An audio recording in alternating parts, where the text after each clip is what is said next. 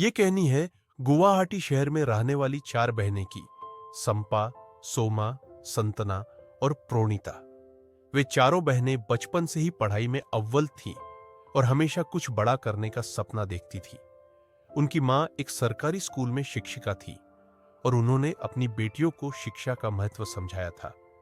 मां की प्रेरणा से चारों बहनें भी शिक्षक बनने का संकल्प लेकर बड़ी हुई।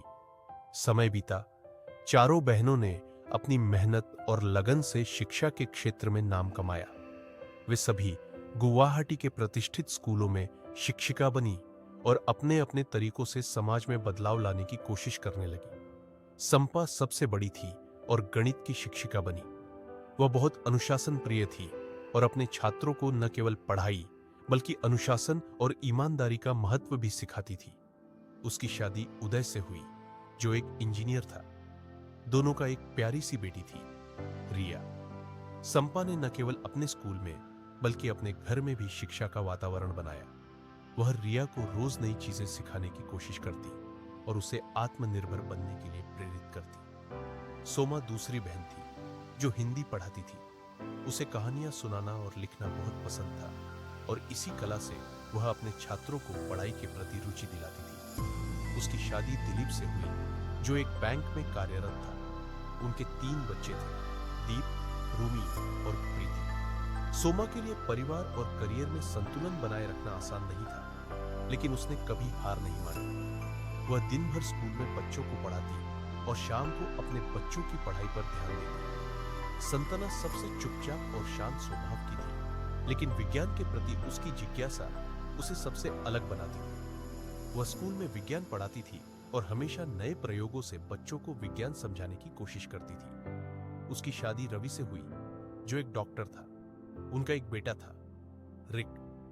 संतना चाहती थी कि रिक भी जिज्ञासु और ज्ञान की तलाश में रहने वाला बच्चा बने, इसलिए वह उसे बचपन से ही नए नए विषयों से अवगत कराती थी।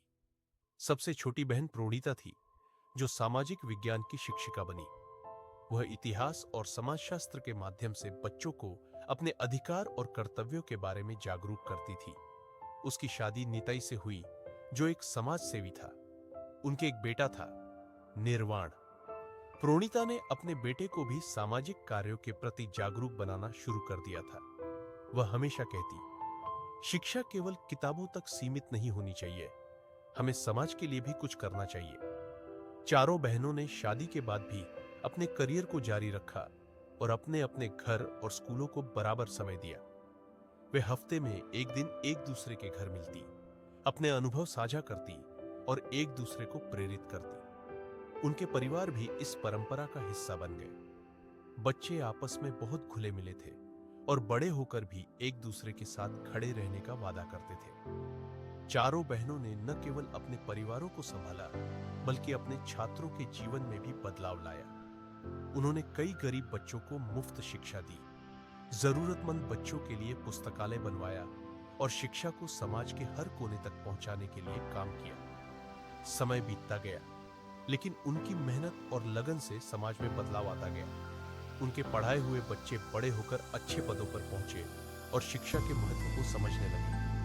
गुवाहाटी में उनकी कहानी प्रेरणा बन गई। हर कोई कहता, अगर समाज में ऐसे शिक्षक हो तो कोई भी बच्चा अनपढ़ नहीं रहेगा। चारों बहनों ने साबित कर दिया कि शिक्षा ही सबसे बड़ी पूंजी है और अगर सही दिशा में मेहनत की जाए तो समाज को बदला जा सकता है।